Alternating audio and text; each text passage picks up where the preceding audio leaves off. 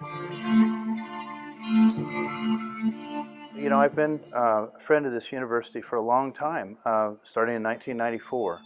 And so really Newark and NJIT have become almost a second home to me, and I always welcome the chance to come out, participate in commencement when I can, and certainly participate on a board level, and also, more importantly for me, to interact with the outstanding faculty, the staff, the students, the young minds that we have here are just phenomenal. When a few years ago we were talking about this, in fact it went back to Saul Fenster. When President Fenster was here in 1994, I remember at that time even we were looking at this anomaly called a high school right in the middle of a college campus sandwiched between Martin Luther King and another college campus. The university had wanted to have this space, but it was really something that took decades before it finally became realized. Went from kind of a very abstract, we would like the space, to what would we like to do with the space now that we have it, to now this is what we would like to do. And then I remember seeing pictures, artist renderings of what the space would look like.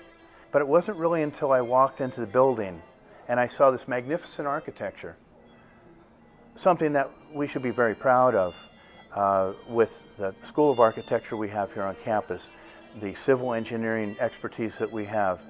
And this was a tremendous example of the collaboration and really the fusion of the best of all ideas to make something that would really benefit the community that we live in. This is where we have the best of what people have to bring intellectually, and it opens up their minds to the possibilities. And then I really got it. I said, you know, there's never been a place that the sculpture looked better than in this space. And I like to think that this space looks a little better because the sculpture's in it.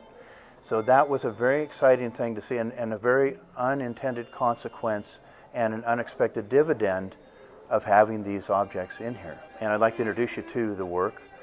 Fossil fuel was a little play on words that speaks to my sense of humor or lack thereof. But it's made with a beautiful stone from Morocco called fossil black. The paleontologists here in the room would probably pick on me about not remembering the name of the fossil. It begins with an O, but I do know that they became extinct about 200 million years ago, and it seemed a fitting tribute to the source that created the petroleum reserves that we have today, that create as well the advantages and the struggles that we have in society. I actually removed all the original components for fossil fuel from the same object, and then we digitally modeled that, which is something that we're very good at here at NJIT, and we created a model and then used CNC machining technology to create this object. The next piece in this space is Yellowstone. It's made fashioned after a digital model of the old Viewmaster that I used as a child, and that really was a way that as someone who came from low economic means, my family was poor, we couldn't travel much, but I could see the world. And this was before the internet, it was before 24-hour cable television, but I could see the world with these slides. And so looking through that in a well-lit window, and it's appropriate that as you'll see it here in person, it's sighted against a well-lit window. Sunlight comes in and illuminates. The material that I chose for it is from Belgium. It's beautiful black marble. It's the only place in the world that has pure black marble. And it was much better than granite as far as the texture and the softness of that. We wanted to make this look and feel like the real small object that I used as a child.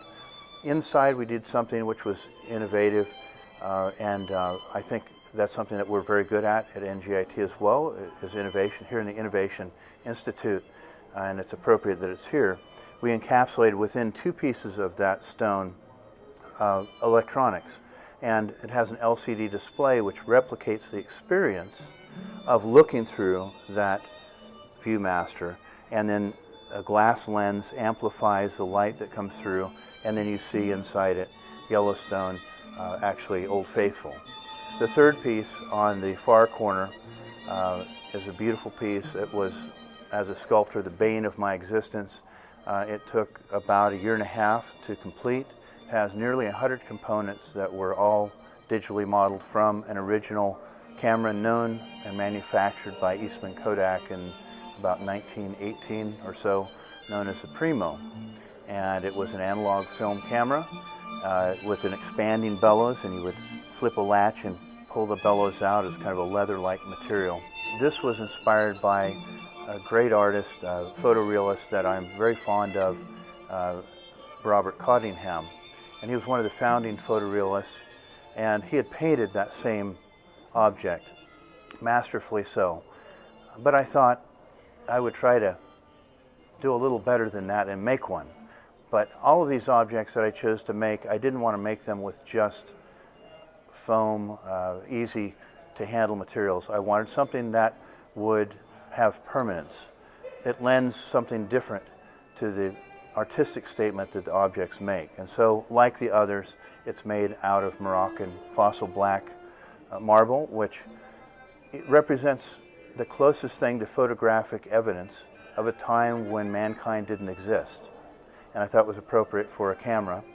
So we chose that for the back, and then all the other components I wanted to make as realistic as possible. And in that process, we learned the great challenges of which the material science people here on campus would know a lot about. I'm learning. How do you put glass and steel and aluminum and bronze and stone together? And how do you do it in an efficient manner that things don't crack or split or break off, and that it will have permanence as an artistic object? And I invite you to take a look at it a little closer.